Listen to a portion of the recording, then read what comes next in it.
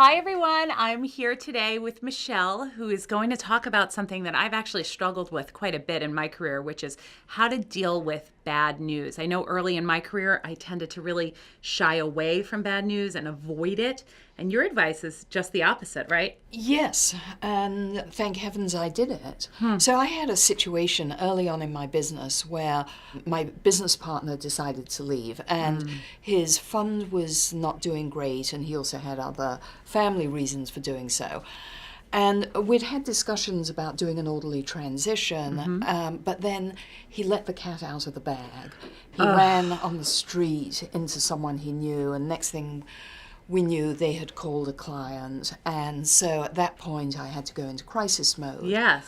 So what I did was I called all of my clients, told them the news. If I couldn't reach them, I left my home number. This was before the age of cell phones. Yes. And I told them what was happening, and I told them what my plans were.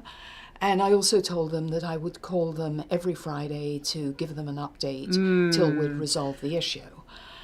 And it was so interesting because one of the clients came in to visit me and he said, "Thank you so much for being upfront about it." And he said, "You're terribly upset now, but in a year's time, you're going to realize this is the best thing that ever happened to you." I couldn't see it then. He turned out to be right.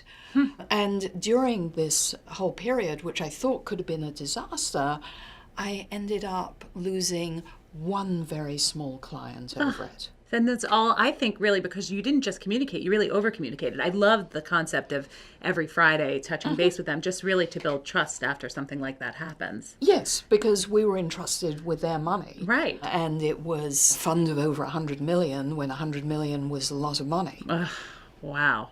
And so ultimately, in your career going forward, when anything happened that was a challenge, it's always getting ahead of it. It's always getting out there first. Absolutely, because the good stuff will come out. I mean, Right. It never hurts to toot your own horn. Right. But the worst thing that you can do is try and cover stuff up or let things slide by.